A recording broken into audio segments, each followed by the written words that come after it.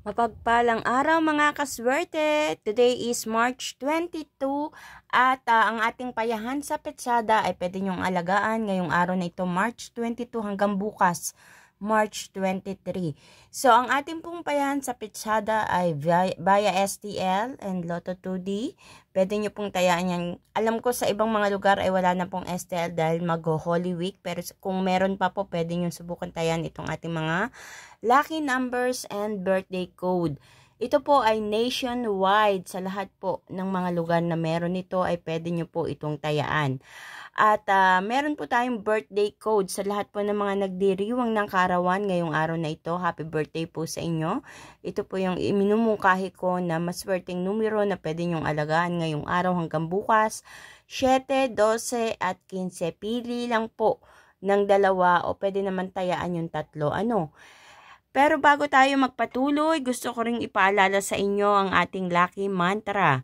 So, huwag niyo pong kalilimutan na sambitin, usalin ang ating lucky mantra na Alegria, Riqueza, Fortuna.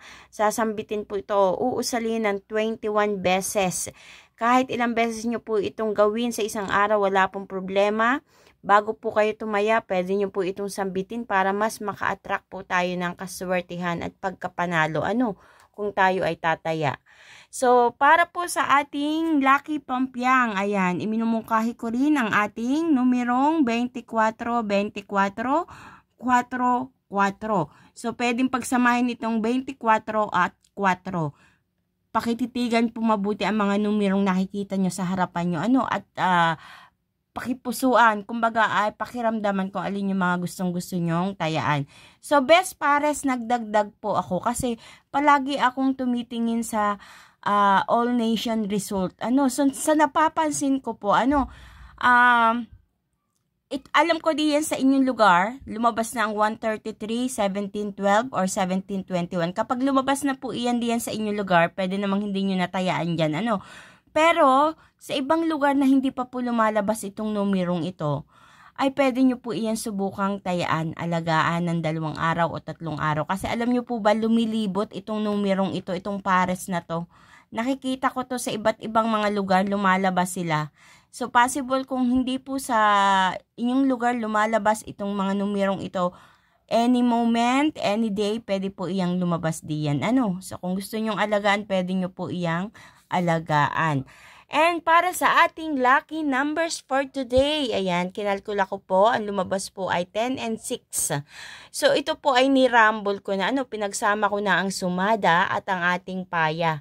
Tapatan sa payahan. Kayo na lang po ang bahalang magpili ng magpartner kung alin dyan ang gusto nyo. So, nagdagdag po ako ng 39 itong may bilog nito kasi yung ibang lugar po ay merong 39 na number. Hanggang 39 or hanggang 40.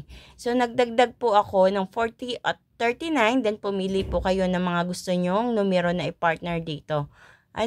So, 10. Ang tapatan po sa payahan ay 2, 12, 38. Ayan. So, ang ating naman 6, ang ating sumada ng 6 ay 15, 24, 33. Tapatan sa payahan ay 17. Ang 10 po ay dito din sa 1. So, pwede nyo pong pagtabihin. Halimbawa ay 15, 1. O kaya naman ay 6, 24. O kaya naman ay 17, 12. O kaya naman ay 2 Gs o 2.34. So, depende po sa inyo. Pwede naman ang 39.10. Pwede naman ang 46 or 40.15.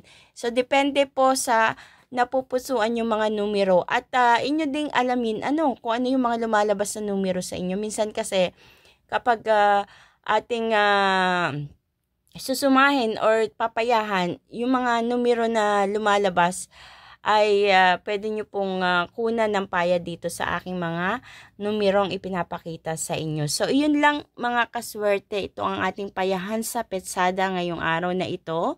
At naway may makapanalo bago matapos itong ating, bago magsimula itong ating Holy Week na ito kasi wala po tayong pagtaya ngayong darating na Holy Week. So, pwede nyo rin po itong tayan sa Lotto 2D. Lumalabas din po ito. At Ayan mga kaswerte, titigang mabuti. Hanggang sa muli po, hanggang sa susunod kong mga paya. Magkita-kita po tayong muli.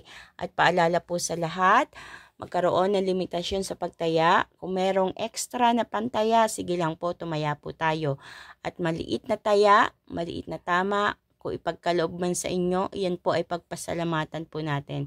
Kahit maliit lang po yung taya natin, basta tayo ay sure na makakatama, ay napakalaking blessing na po iyan sa ating mga kaswerte. Huwag po tayong manggigil sa pagtaya. The more na nanggigil tayo sa pagtaya, the more na hindi tayo tumatama. So maging normal lang po. Kung meron, sige lang. Kung wala, stop muna. Ganun lang po mga kaswerte. So, good luck sa inyo mga kaswerte. God bless you all.